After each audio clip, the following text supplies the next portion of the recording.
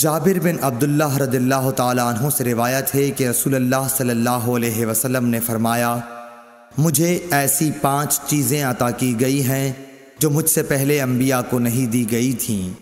Number 1، 1 مہینے کی راہ سے میرا روب ڈال کر میری مدد کی گئی۔ نمبر 2، میرے لیے تمام زمین میں نماز پڑھنے اور پاکی حاصل کرنے کی اجازت ہے، اس لیے میری امت کے جس آدمی کی نماز کا وقت جہاں بھی آ جائے اسے وہی نماز پڑھ لینی چاہیے۔ نمبر 3، میرے لیے مال غنیمت حلال کیا گیا۔ نمبر 4، پہلے انبیاء خاص اپنی قوموں کی ہدایت کے لیے بھیجے جاتے تھے، لیکن مجھے دنیا کے تمام انسانوں کی ہدایت کے لیے بھیجا گیا ہے۔ نمبر 5، مجھے شفاعت عطا کی گئی ہے۔ صحیح بخاری حدیث نمبر 438۔ حضرت عائشہ صدیقہ رضی اللہ تعالی عنہا سے روایت ہے کہ عرب کے کسی قبیلے کی ایک کالی لونڈی تھی، انہوں نے اسے آزاد کر دیا تھا اور وہ انہی کے ساتھ رہتی تھی۔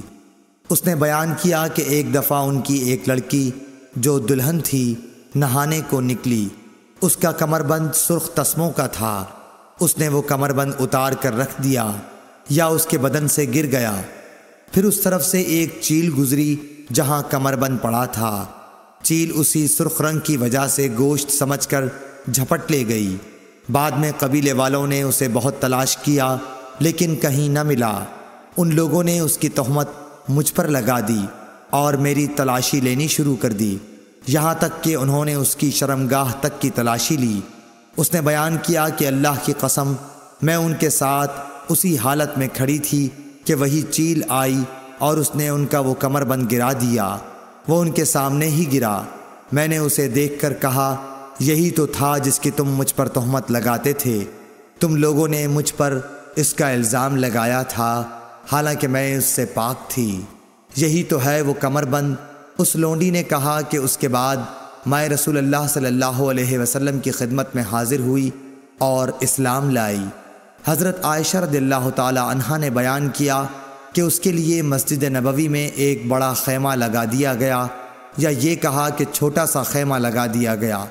حضرت عائشہ رضی اللہ تعالی عنہا نے بیان کیا کہ وہ لونڈی میرے پاس آتی اور مجھ سے باتیں کیا کرتی تھی، جب بھی وہ میرے پاس آتی تو یہ ضرور کہتی کہ کمربند کا دن ہمارے رب کی عجیب نشانیوں میں سے ہے، اسی نے مجھے کفر کے ملک سے نجات دی۔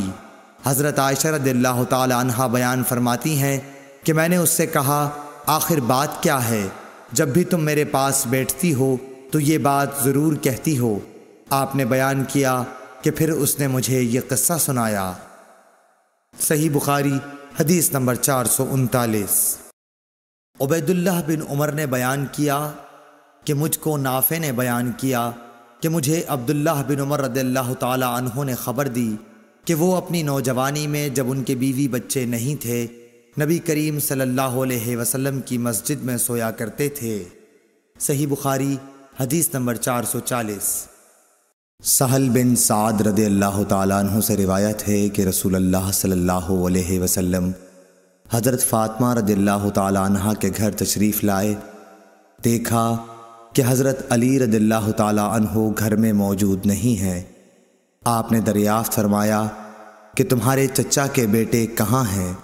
انہوں نے بتایا کہ میرے اور ان کے درمیان کچھ ناگواری پیش آ گئی اور وہ مجھ پر خفا ہو کر کہیں باہر چلے گئے ہیں اور میرے یہاں قیلولہ بھی نہیں کیا ہے۔ اس کے بعد رسول اللہ صلی اللہ علیہ وسلم نے ایک شخص سے کہا کہ علی رضی اللہ تعالیٰ عنہ کو تلاش کرو کہ وہ کہاں ہیں۔ وہ آئے اور بتایا کہ مسجد میں سوئے ہوئے ہیں۔ پھر نبی کریم صلی اللہ علیہ وسلم تشریف لائے، حضرت علی رضی اللہ تعالیٰ عنہ لیٹے ہوئے تھے، چادر آپ کے پہلو سے گر گئی تھی اور جسم پر مٹی لگ گئی تھی۔ رسول اللہ صلی اللہ علیہ وسلم جسم سے دھول جھاڑ رہے تھے اور فرما رہے تھے، اٹھو ابو تراب اٹھو۔ صحیح بخاری حدیث نمبر 441۔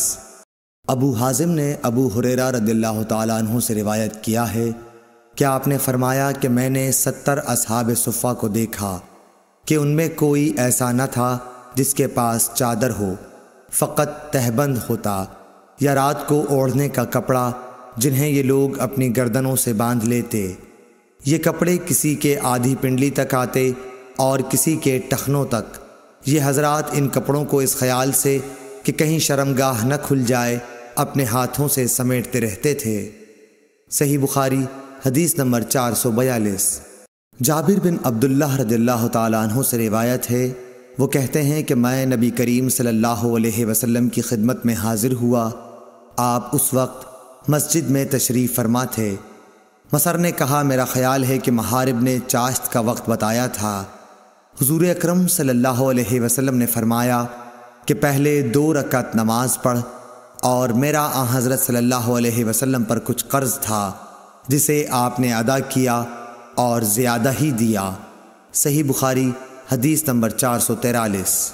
ابو قتادہ سلمی رضی اللہ تعالی عنہ سے روایت ہے کہ رسول اللہ صلی اللہ علیہ وسلم نے فرمایا، جب تم میں سے کوئی شخص مسجد میں داخل ہو تو بیٹھنے سے پہلے 2 رکعت نماز پڑھ لے۔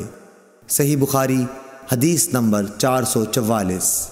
ابو ہریرہ رضی اللہ تعالی عنہ سے روایت ہے کہ رسول اللہ صلی اللہ علیہ وسلم نے فرمایا، جب تک تم اپنے مصلی پر جہاں تم نے نماز پڑھی تھی بیٹھے رہو اور ریاح خارج نہ کرو تو ملائکہ تم پر برابر درود بھیجتے رہتے ہیں، کہتے ہیں، اے اللہ اس کی مغفرت کیجئے، اے اللہ اس پر رحم کیجئے۔ صحیح بخاری حدیث نمبر 445۔ عبداللہ بن عمر رضی اللہ تعالی عنہ سے روایت ہے کہ نبی کریم صلی اللہ علیہ وسلم کے زمانے میں مسجد نبوی کچی اینٹوں سے بنائی گئی تھی۔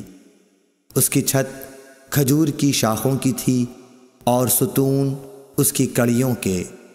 حضرت ابو بکر صدیق رضی اللہ تعالی عنہ نے اس میں کسی قسم کی زیادتی نہیں کی، البتہ حضرت عمر رضی اللہ تعالی عنہ نے اسے بڑھایا اور اس کی تعمیر رسول اللہ صلی اللہ علیہ وسلم کی بنائی ہوئی بنیادوں کے مطابق کچی اینٹوں اور کھجور کی شاخوں سے کی، اور اس کے ستون بھی کڑیوں ہی کے رکھے۔ پھر حضرت عثمان غنی رضی اللہ تعالی عنہ نے اس کی عمارت کو بدل دیا اور اس میں بہت سی زیادتی کی۔ اس کی دیواریں منقش پتھروں اور گچ سے بنائیں، اس کے ستون بھی منقش پتھروں سے بنوائے اور چھت ساگوان سے بنائی۔ صحیح بخاری حدیث نمبر 446۔ اکرمہ سے روایت ہے، انہوں نے بیان کیا کہ مجھ سے اور اپنے صاحبزادے علی سے ابن عباس رضی اللہ تعالیٰ عنہ نے کہا کہ ابو سعید خدری کی خدمت میں جاؤ اور ان کی احادیث سنو۔ ہم گئے، دیکھا کہ ابو سعید رضی اللہ تعالیٰ عنہ اپنے باغ کو درست کر رہے تھے۔ ہم کو دیکھ کر آپ نے اپنی چادر سنبھالی اور گوٹ مار کر بیٹھ گئے، پھر ہم سے حدیث بیان کرنے لگے۔ جب مسجد نبوی کے بنانے کا ذکر آیا تو آپ نے بتایا کہ ہم تو مسجد کے بنانے میں حصہ لیتے وقت ایک ایک اینٹ اٹھاتے، لیکن عمار 2 اینٹیں اٹھا رہے تھے۔ آن حضرت صلی اللہ علیہ وسلم نے انہیں دیکھا تو ان کے بدن سے مٹی جھاڑنے لگے اور فرمایا، افسوس عمار کو ایک باغی جماعت قتل کرے گی جسے عمار جنت کی دعوت دیں گے، اور وہ جماعت عمار کو جہنم کی دعوت دے رہی ہوگی۔ ابو سعید خدری رضی اللہ تعالیٰ عنہ نے بیان کیا کہ حضرت عمار کہتے تھے کہ میں فتنوں سے خدا کی پناہ مانگتا ہوں۔ صحیح بخاری حدیث نمبر 447۔ سہل رضی اللہ تعالیٰ عنہ سے روایت ہے کہ نبی کریم صلی اللہ علیہ وسلم نے ایک عورت کے پاس ایک آدمی بھیجا کہ وہ اپنے بڑھئی غلام سے کہیں کہ میرے لیے ممبر لکڑیوں کے تختوں سے بنا دے جن پر میں بیٹھا کروں۔ صحیح بخاری حدیث نمبر 448۔ جابر بن عبداللہ رضی اللہ تعالیٰ عنہ سے روایت ہے کہ ایک عورت نے کہا، یا رسول اللہ صلی اللہ علیہ وسلم، کیا میں آپ کے لیے کوئی ایسی چیز نہ بنا دوں جس پر آپ بیٹھا کریں؟ میرا ایک بڑھئی غلام بھی ہے۔ آپ نے فرمایا، اگر تو چاہے تو اس نے ممبر بنوا دیا۔ صحیح بخاری حدیث نمبر 449۔ عبید اللہ بن اسود خولانی نے حضرت عثمان بن عفان رضی اللہ تعالی عنہ سے روایت کیا ہے کہ مسجد نبوی کی تعمیر کے متعلق لوگوں کی باتوں کو سن کر آپ نے فرمایا کہ تم لوگوں نے بہت زیادہ باتیں کی ہیں، حالانکہ میں نے نبی اکرم صلی اللہ علیہ وسلم سے سنا ہے کہ جس نے مسجد بنائی بکیر، راوی نے کہا میرا خیال ہے کہ آپ نے یہ بھی فرمایا کہ اس سے مقصود اللہ تعالیٰ کی رضا ہو، تو اللہ تعالیٰ ایسا ہی ایک مکان جنت میں اس کے لیے بنائے گا۔